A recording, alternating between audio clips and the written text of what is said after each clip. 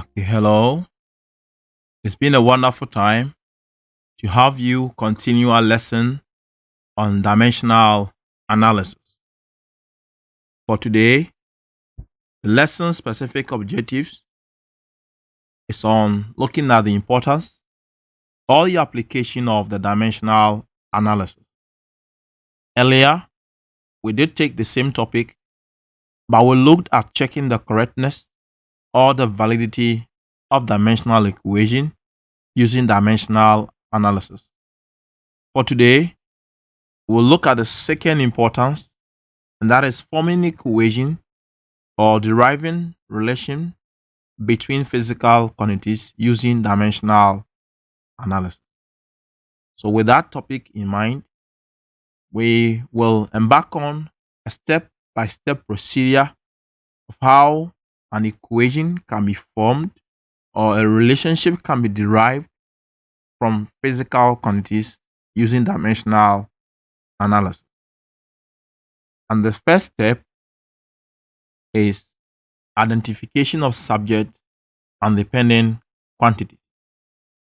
A statement will be given, and out of the statement, you have to identify the subject as well as the dependent quantities in that statement. Example: T depends on quantities P, Q, and R. This is the statement. Looking at it very well, the subject of this statement or this equation will be T, and the dependent quantities are P, Q, and R. So that becomes a task to do to derive the subject and the quantities on which the subject depends. The second step is after the subject and its dependent quantities is identified, with the help of the proportionality sign, the two are related. You form a relation between the two. And the relation is written as the subject first, proportionality sign, then the product of the dependent quantities. So in this case, it's written as T is directly proportional to P, Q, R. It can also be read as T varies directly as P, Q, R. Simply, T is related to P, Q, R. The next task is the dependent quantities, that is P, Q, and R, are then raised to some powers. They are given exponent like S, Y, Z. And that will mean the relation will now be written as T varies directly as P the power S, Q the power Y, R the power Z. Okay. The next step is the formation of a solvable equation from the relationship that has been built. Simply, the proportionality sign is replaced with an equal sign and a constant in order to form a solvable equation. This is what I mean. We looked at this relation raised to some power. And so to build a solvable equation, the proportionality sign is simply replaced with an equal sign and a constant k. Then the rest follow. So the equation now becomes T equals k, P exponent S, Q exponent Y, R exponent Z. The quantities of the equation are then written in their dimensional form.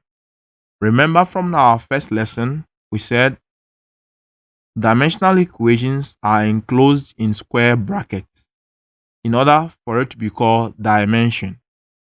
Though during my second and third lesson, I intentionally left them out. But going forward, every dimension that is quoted for a physical quantity must be in a square bracket.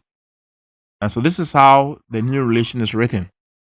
The t is written in a square bracket to mean the dimension of t. The k is a constant, is dimensionless, so it is left. The p is written in 8-dimension form, then exponent brought outside. Q in 8-dimensional form, then the y brought outside. R is written in 8-dimensional form, then the exponent z is brought outside.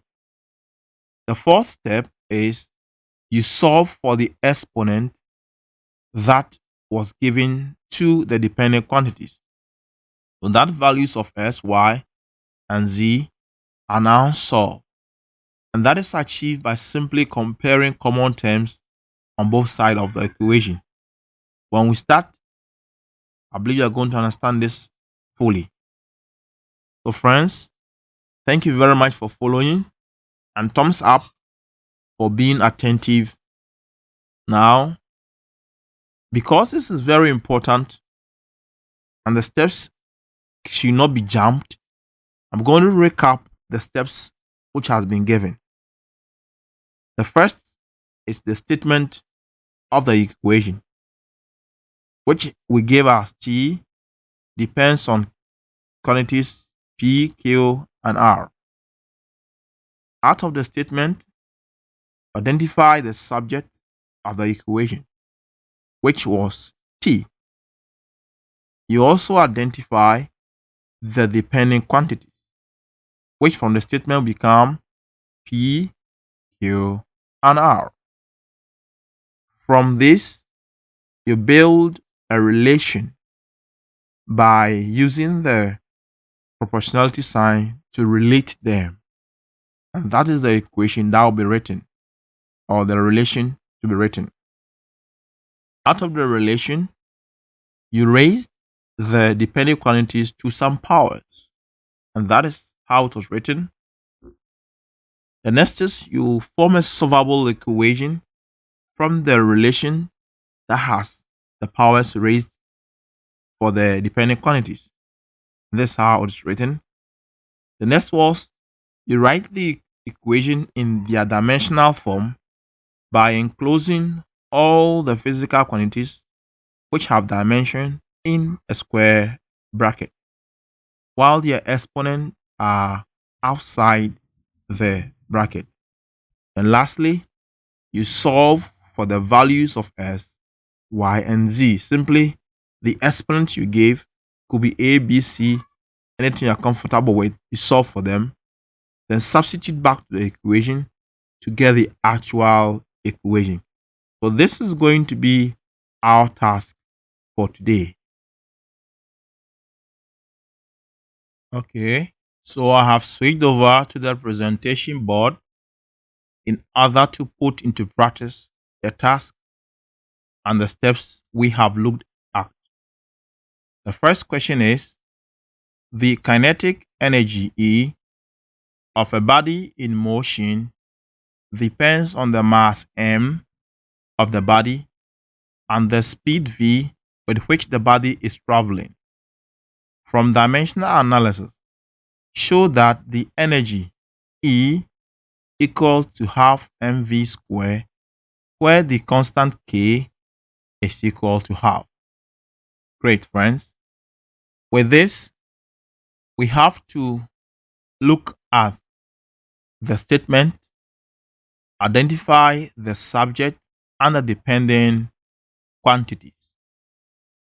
From the statement we just read, the subject could easily stand out to be the E, the kinetic energy, which depend on the mass. So one of the dependent quantities is mass m, and the second is the speed v. Great. From here, the next step says you form a relation from the subject and the dependent quantities identified.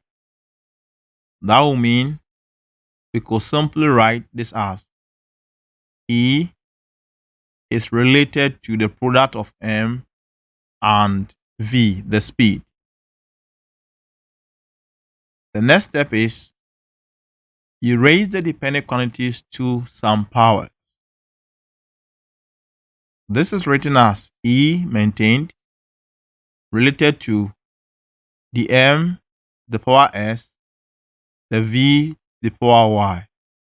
Because there are only two terms, I cannot add the Z.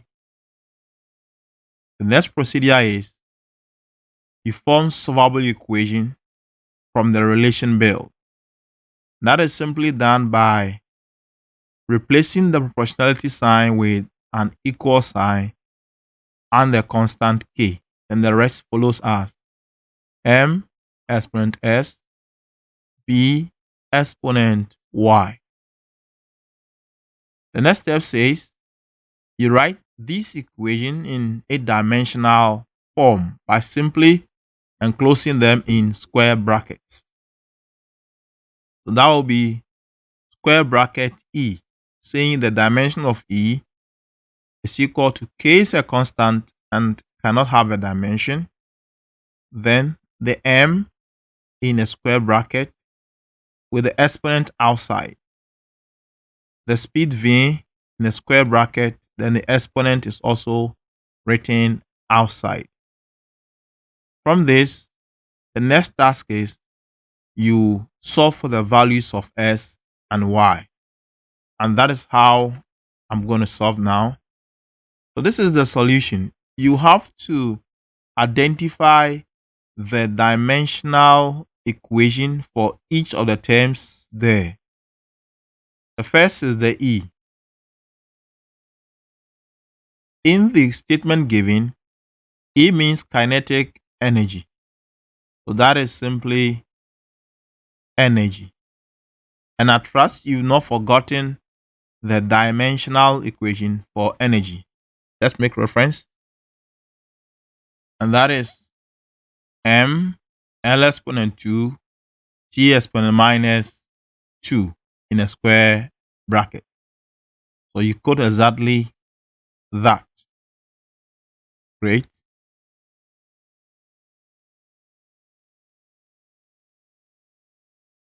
The second is the mass, M. M for mass. And the dimensional equation for mass is simply a capital M. Then the V was said to be speed, which could otherwise be said to be velocity. So that is the velocity or speed is L T exponent minus 1. So I trust that with time, you wouldn't have to refer. You can quote all of this offhand. Now that we have written their dimensional equation, let's substitute into the equation. So that is for the E, it's written as M L exponent 2 T exponent minus 2 equal to the K outside, then the M, which has a capital M for mass, then exponent is S. That of the V, velocity, LT minus 1 with the exponent outside, Y. From here, you have to expand the right hand side by letting the exponent go into the square bracket. The left hand side is still maintained as M L exponent T 2 T minus negative 2 equals K. Then this will be M exponent S. Then the square bracket is closed. This L carries a positive 1. And so positive 1 times Y will be L exponent Y. The T carries a negative 1. Negative 1 times Y is a negative Y. And the square bracket is closed. Left hand side is still maintained.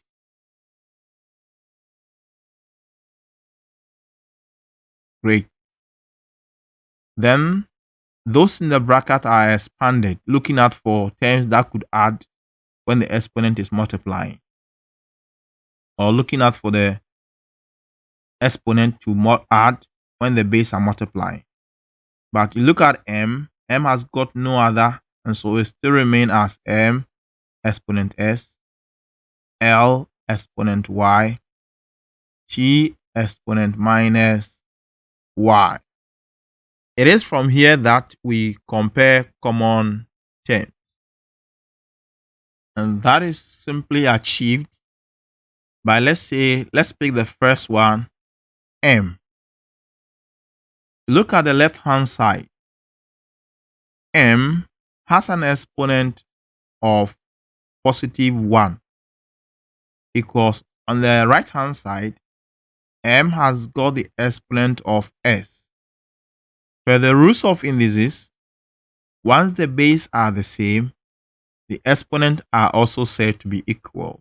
So we could write as 1 is equal to s. Therefore, s is equal to 1. All I'm doing is I'm looking or solving for the exponent given, and we just found the place value of s to be 1. The next term to compare is the L. On the left hand side, that is the L. On the left hand side, L carries a positive 2. But on the right hand side, it carries a positive y. Once the base are the same, the exponents are equal. And so that will be 2 equals y. Therefore, you could say y is equal to 2. So I just found the value of the exponent s and y. Remember that t can also be found. Okay, so t can be solved as, on the left hand side, it has a negative 2, but on the right hand side, it has a negative y. Once the base are the same, the exponents are equal. That will be negative 2 equals negative y. To find y, divide both sides by negative 1, and y will be equal to 2. Now, look at something. Y has been found twice. We only needed to find it once. So in your workings, just find for one of them. But because I am teaching, I chose to find for both. Now that we have the value of s and y, let's substitute into this equation so we can compare to see the equation we were asked to show. Then it becomes E equal to K, which is said to be 1 on 2. Then M exponent S. S has got the value as 1. Then V exponent Y. Y has a value 2. So that will mean that this implies E is equal to half mv square. Hence, we have shown that which we're required to show. So this is our first example, and we followed the procedure outlined to the letter. In subsequent examples, you are supposed to do same. Thank you very much. Let's pick another question. Question number 2. The density rho of a body depends on the mass m and the volume v occupied by the body. Using dimensional analysis, form an equation relating the terms. From that statement, we have to identify the subject and the dependent quantities. And easily, it could be seen that the density rho is the subject. The dependent quantities are the mass m and the volume v. From here, let's write a relation for the two. So you could say the density rho is directly proportional or relates to the product of the mass and the volume V. You raise the dependent quantities to some power. So the rho become m to the power s, v volume to the power y. From here, you will form a solvable equation by replacing this with an equal sign and k. So rho is equal to k m to the power s, v to the power y. You enclose them in their square bracket to mean dimension. And that will be the dimension of rho. K is dimensionless, so it remains without the square bracket. The m goes into the square bracket with the exponent outside. Then the v also in the square bracket with the exponent y outside. It is our task now to know the various dimensional equation of them. The first is the rho, which is said to be the density. If you look at the question, where is density? And density is kilogram meter per second cube. And so that was square bracket m l exponent minus 3. Remember, we have linear density, area density, and the mass density. When none of those terms, linear, mass, or areal, precedes the density, then we are making reference to the mass density. That's why I wrote this. The second term is the mass. And the mass has a capital M in a square bracket as its dimension. The next is the V, which was said to be volume.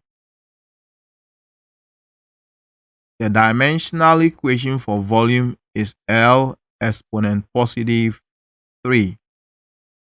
Now that we have this, let's substitute into the equation. This equation. So the place of rho will be square bracket m L exponent minus 3 equal to k. That of the mass is a capital M exponent s. Volume L to the power 3 exponent y. You expand the right hand side. That will be m L exponent minus 3 equals k. Then the exponent goes into the bracket. This one too become L exponent 3 y. You continue the expansion. So m L exponent minus 3 equal to k. Then m exponent s L exponent 3y. Now they are written in a common bracket. Great. From here, just compare common terms on both sides. The first term I want to consider is the m. Okay. So on the left hand side, m carries a positive 1. But on the right hand side, it carries an s. Since the bases are the same, the exponents are also the same. So we could say 1 equals s. Therefore, the value of s is 1. Great. The next to consider is the L. On the right hand side, L is with the exponent negative 3. L exponent minus 3 equal on the right hand side, it has exponent 3y. Since the base are the same, the exponents are also equal. So negative 3 equals 3y. Because you're looking for y, you divide both sides by positive 3. And when this and that is cancelled, we will have y to be equal to negative 3 over 3, giving negative 1. So now we have found the value of s to be 1 and the value of y to be negative 1. You then substitute this into the equation I've marked here to get the equation relating the terms. The terms are rho equal to k, then the m to the power s, which is 1, then the v to the power y, which is negative 1. If you should continue, that will be rho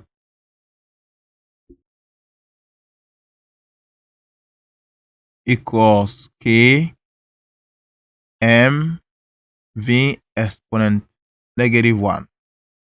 But don't forget that this part, v exponent negative 1, means 1 over v. So this side means 1 on v. That will take us to write the same thing as rho equals k m by 1 on v. And that will be rho equals k m on v. Now, if you should take k as 1, then let me go up here. You could write the rho now as m over v. And I think this sounds familiar. That is the formula for finding density to be mass per unit volume. So this is how the mass, the volume, is related to density. And we have proved that using dimensional analysis. It's been a long journey, but I trust that with these two examples, you have grasped the concept. We'll take a break and continue from the next lesson. Thank you very much. Stay blessed. And I'm highly thrilled and enthused that you have time to study with your personal tutor. Thank you.